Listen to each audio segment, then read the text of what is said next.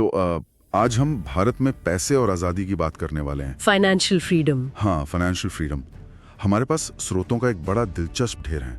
मतलब best seller किताबों के सारांश हैं, कुछ अकादमिक रिसर्च पेपर हैं, एक्सपर्ट्स के लेख हैं और रिच डैड पुअर डैड के लेखक रॉबर्ट कियोसाकी का एक हालिया इंटरव्यू भी है। बिल्कुल। तो हमारा मिशन क्या है?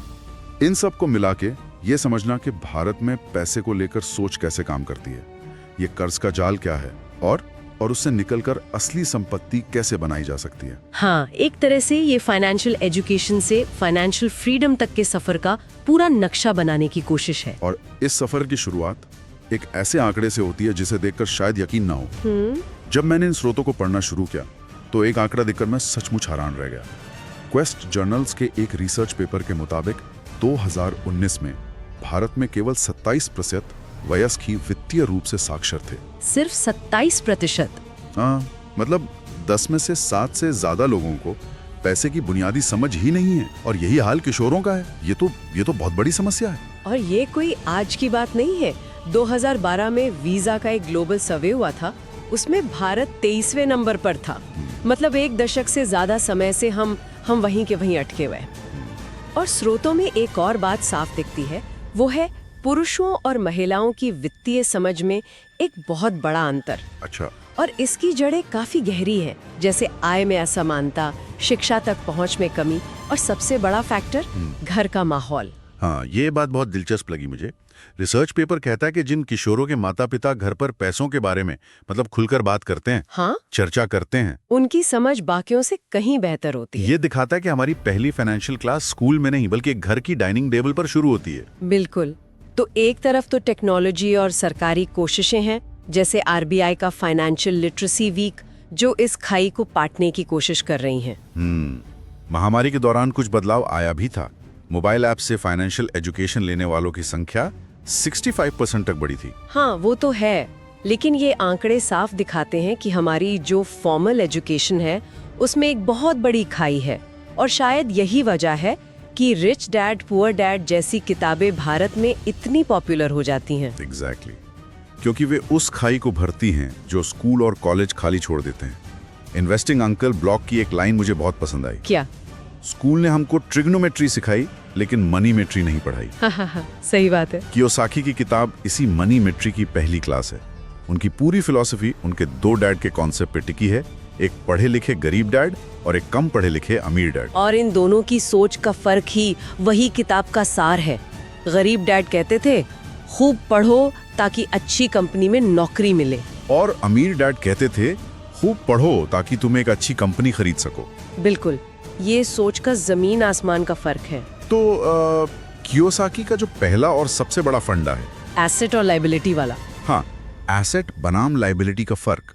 अब ये सुनने में तो बहुत बेसिक लगता है ना? लगता तो है, लेकिन क्या असल जिंदगी में इसे समझना इतना ही आसान है? बिल्कुल नहीं।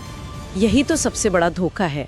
हम जिसे एसेट समझते हैं, जैसे हमारी महंगी कार या नया फोन, कियोसाकी की परिभाषा में वो सबसे बड़ी लायबिलिटी है। क्योंकि वो हमारी जेब से पैसा निकालती हैं। हाँ, लगातार निकालती रहती हैं, मेंटेनेंस, ईएमआई, इंश्योरेंस के रूप में।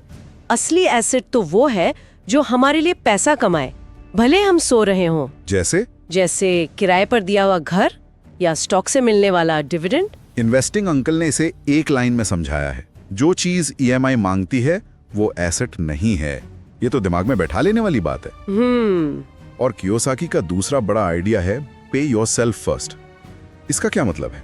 इसका सीधा मतलब है कि जैसे ही सैलरी आए, सबसे पहला हिस्सा अपने निवेश के लिए निकालें। अच्छा, बिल चुकाने से भी पहले? हाँ, बिल चुकाने से भी पहले। उसके बाद जो बचे उससे खर्चे और बिल चुकाएं। ज्यादातर लोग ठीक इसका उल्टा करते हैं। पहले सबके बिल चुकाते हैं और अगर महीने के अंत में कुछ बच गया तो निवेश के बारे में सोचते हैं, और अक्सर कुछ बचता नहीं है। अमीर डैड की फिलॉसफी कहती है कि बिल का जो प्रेशर है वो आपको और पैसा कमाने के लिए मोटिवेट करेगा, लेकिन अगर आपने पहले खुद को पे नहीं किया तो आप कभी निवेश शुरू ही नहीं कर पाएंगे। ये विचार सुनने में तो क्रांतिकारी लगते हैं, लेकिन भारत में इन्हें लागू करना कितना प्रैक्टिकल है? रेडिट पर एक चर्चा मिली जिसमें लोग इसी पर बात कर रहे थे। अच्छा। हाँ, कियोसाकी अमेरिका में रियल एस्टेट को एक कंपनी बनाकर मैनेज करने की सलाह देते हैं। लेकिन एक यूजर ने बताया कि भारत में ऐसा करने पर सालाना कंप्लायंस कॉस्ट ही 35,000 से 75,000 रुपए तक आ जाता है। ओ, मतलब काफी महंगा सौदा है। बहुत। हाँ, और इसी चर्चा में एक बहुत ही दिलचस्प भारतीय विकल्प सामने आया, HUF, यानी हिंदू अविभाजित परिवार। हाँ, HUF। इसे ऐसे समझिए कि ये परिवार के लिए एक तरह की कानूनी तिजोरी है जिसका अपना पैन कार्ड होता है। इससे परिवार की संपत्ति और आय को व्यक्तिगत आय से अलग रखा जा सकता है, जिससे टैक्स स्लैब का फायदा मिलता है। बिल्कुल। ये एक कंपनी बनाने के झंझट के बिना टैक्स बचाने का एक परंपरागत और असरदार भारतीय तरीका है। सही बात है। ये दिखाता है कि कैसे विदेशी अवधारणाओं को आंख बंद करके कॉपी नहीं किया जा सकता, उन्हें भारतीय संदर्भ में ढालना पड़ता है। तो हमने देखा कि कैसे रिच डैड पुअर डैड जैसी किताबें उस सोच को बदलती हैं जो स्कूलों में नहीं सिखाई जाती, और शायद यही 27% वाली साक्षरता की कमी है। हाँ, जो इतने सारे भारतीयों को EMI के जाल में फंसा देती है, जिसके बारे में इंडिया टुडे का लेख बात करता है। लेखक तापस चक्रवर्ती का तो दावा है कि भारतीय मिडिल क्लास का सबसे बड़ा दुश्मन महंगाई या टैक्स नहीं, बल्कि EMI है। EMI है। और आंकड़े भी उनकी बात को सही साबित करते हैं। भारत पर घरेलू कर्ज GDP का लगभग 42% हो चुका है। 42%। और ये आंकड़ा तो कमाल का है। भारत में 70% आईफोन EMI पर बिकते हैं। हाँ, हम सब ने अपने दोस्तों या परिवार में किसी को ये कहते सुना होगा, अरे बस 5,000 की तो EMI है। हाँ, बस 5,000। लेकिन वे यह भूल जाते हैं कि ये 5,000 अगले 24 महीनों तक उनकी कमाई का एक हिस्सा खा जाएगा। तापस चक्रवर्ती ने साइकिल को बहुत अच्छे से समझाया है। कमाओ, उधार लो, चुकाओ, दोहराओ, कोई बचत नहीं, फिर से स्वाइप करो।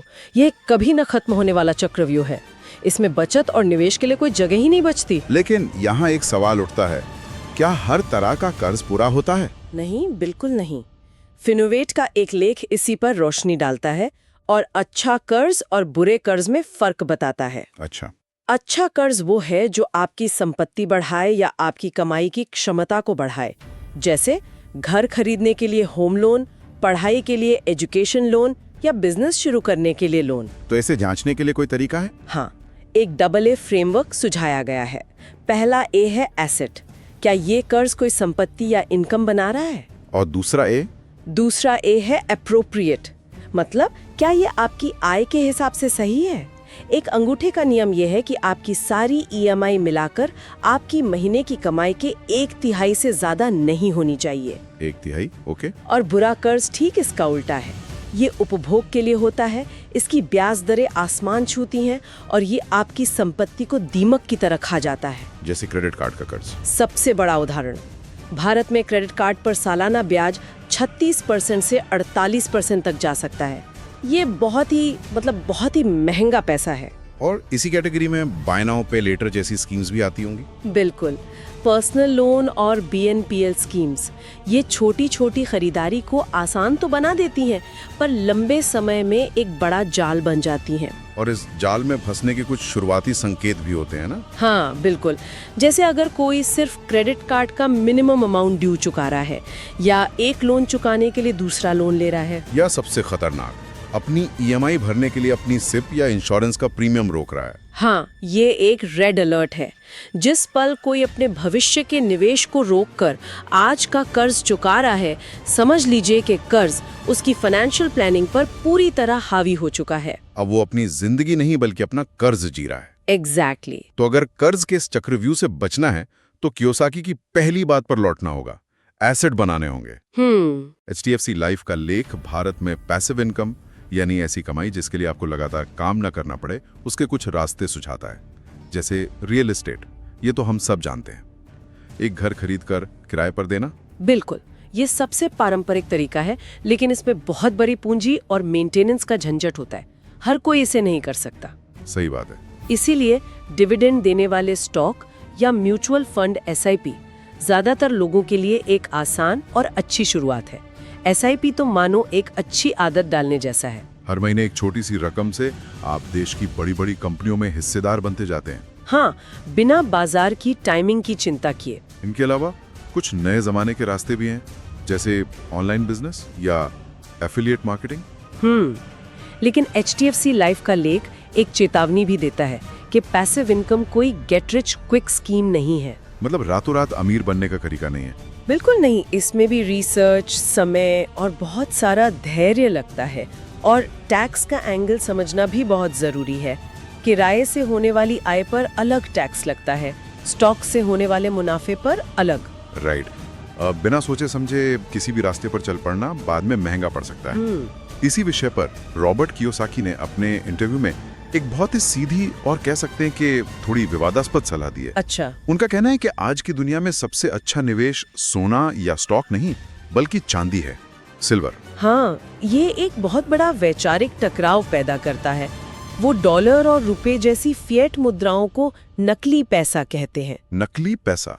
फिएट मुद्रा मतलब वो पैसा जिसका मूल्य सोने जैसी किसी चीज पर आधारित नहीं है, बल्कि सिर्फ सरकार के वादे पर चलता है। उनका तर्क है कि सरकारें इसे जितना चाहे छाप सकती हैं, जिससे इसकी कीमत घटती है, यानी महंगाई बढ़ती है। बिल्कुल। जबकि सोना और चांदी, जिन्हें वो असली पैसा या भगवान का पैसा कहते हैं, वो सीमित मात्रा में है। उनका एक पॉइंट बहुत यादगार है। वो कहते हैं कि $35 का एक चांदी का सिक्का कोई भी खरीद सकता है। ये लोगों को पारंपरिक निवेश से हटकर सोचने पर मजबूर करता है। हाँ, लेकिन ये सलाह भारत में ज्यादातर फाइनेंशियल एडवाइजर्स की सलाह से बिल्कुल उल्टी है, जो एसआईपी और डाइवर्सिफाइड पोर्टफोलियो पर जोर देते हैं। यही असली दुविधा है। हाँ, एक तरफ एसआईपी और इंडेक्स फंड का अनुशासित, धीरे धीरे बढ़ने वाला रास्ता है, जो कहता है बाजार पर भरोसा करो और लंबे समय तक टिके रहो। ये सिस्टम का हिस्सा बनकर अमीर बनने का तरीका है। और दूसरी तरफ कियोसाकी का दृष्टिकोण है, जो कहता है सिस्टम पर भरोसा मत करो, असली संपत्ति मतलब हार्ड एसेट्स पकड़ो जो सरकारें छाप नहीं सकती। ये सिस्टम के खिलाफ दांव लगाकर अपनी दौलत बचाने का तरीका है। दोनों रास्ते बिल्कुल अलग अलग हैं। तो संक्षेप में वित्तीय स्वतंत्रता की राह शिक्षा से शुरू होती है, और इस राह पर आगे बढ़ने में कुछ किताबें काफी मदद कर सकती हैं। बिल्कुल। पैसे के साथ हमारे रिश्ते को, हमारे डर और लालच को समझने के लिए मॉर्गन हाउसल की द साइकोलॉजी ऑफ मनी एक बेहतरीन किताब है। ये बताती है कि पैसे के फैसले स्प्रेडशीट पर नहीं बल्कि हमारे दिमाग में लिए जाते हैं। और अगर एक प्रैक्टिकल भारतीय गाइड चाहिए तो मोनिका हलान की लेट्स टॉक मनी बहुत अच्छी है।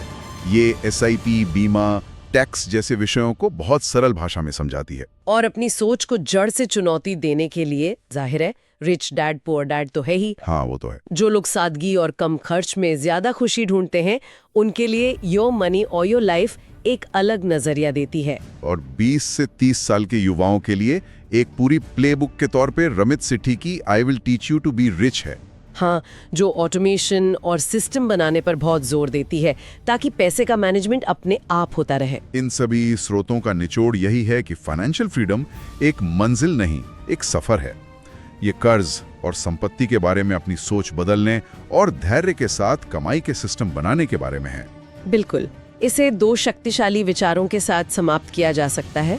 पहला, तापस चक्रवर्ती के शब्दों में, आजादी ज्यादा कमाने के बारे में नहीं है, यह कम कर्जदार होने के बारे में है। वाह। और दूसरा, इन्वेस्टिंग अंकल कहते हैं, नौकरी से पैसा कमाना सर्वाइवल है, एसेट्स बनाना फ्रीडम है। क्या बात है। ये दोनों पंक्तियां आज की पूरी चर्चा का सार हैं। आज की हमारी चर्चा 2 बिल्कुल अलग अलग फिलॉसफी सामने रखती है। एक तरफ एसआईपी, म्यूचुअल फंड जैसे अनुशासित और सिस्टम पर भरोसा करने वाले रास्ते हैं, और दूसरी तरफ रॉबर्ट कियोसाकी की आक्रामक रणनीति है, जो सिस्टम पर सवाल उठाती है और चांदी जैसी हार्ड एसेट्स में निवेश की वकालत करती है। तो ये एक महत्वपूर्ण सवाल खड़ा करता है जिस पर सोचा जा सकता है, भारत में एक आम इंसान के लिए वित्तीय स्वतंत्रता का रास्ता क्या सुरक्षित और स्थिर कदमों से तय होता है, या फिर सिस्टम के खिलाफ सोचे समझे और शिक्षित जोखिम लेने से? कौन सा रास्ता किसी के अपने लक्ष्यों और दुनिया को देखने के नजरिए से बेहतर मेल खाता है?